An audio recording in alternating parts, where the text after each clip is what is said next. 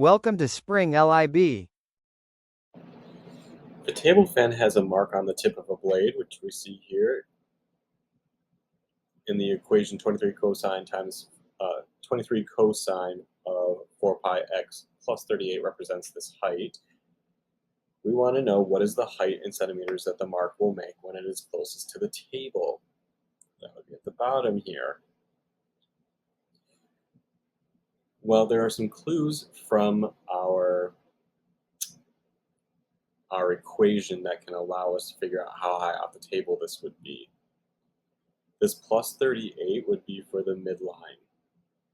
So that's at 38 centimeters above the table, and our amplitude 23 means it's going 23 centimeters in each direction. So if we take 38 and then subtract 23, we would be at the height above the table, and 38 minus 23 is 15.